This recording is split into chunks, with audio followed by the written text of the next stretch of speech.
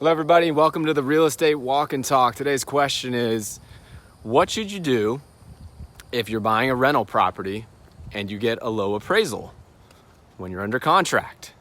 And if you have questions like this, I answer them live on our show every Tuesday and Thursday at 12:30 Eastern. It's called the Not Your Average Investor Show.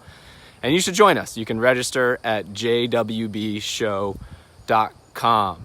So what do you do if you're under contract to purchase a rental property? You're going through financing, and then the appraisal comes in lower than the sales price. Well, the first thing you should keep in mind is that you should be buying your properties for market value, right? You shouldn't be forced to pay more than market value, right? Many turnkey operators out there don't subscribe to that theory.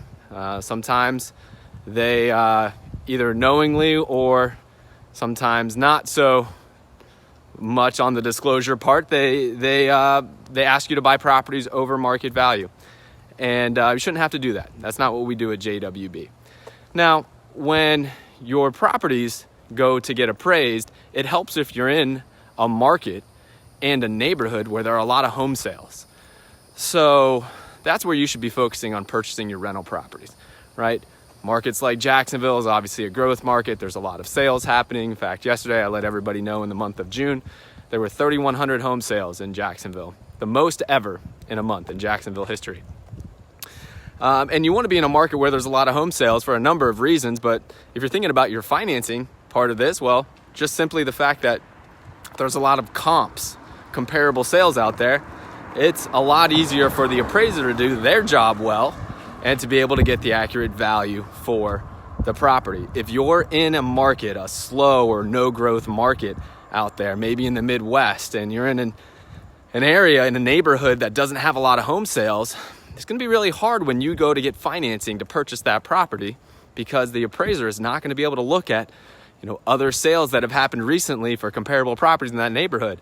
And many times they have to do their best, even if they have no data, and that's where low appraisals can happen. So it helps if you're in an area where you have a lot of sales.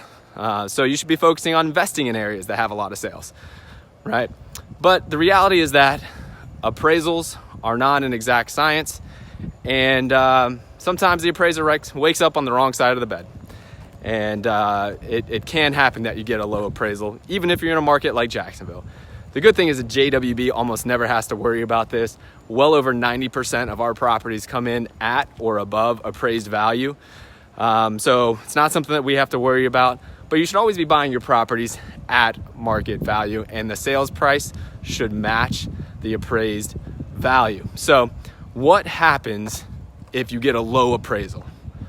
Well, what you should be doing is you should get a second appraisal, right? Get a second appraisal, make sure that value comes in exactly what you were expecting. The purchase price matches the appraisal price. And the other thing is that turnkey company should be paying the cost for your second appraisal for you. That's what we do at JWB. So I appreciate y'all walking with me here on the Walk and Talk. I see we've got Lori Neighbors, David E. Christina, and Eric Forrester watching. I appreciate you guys being here.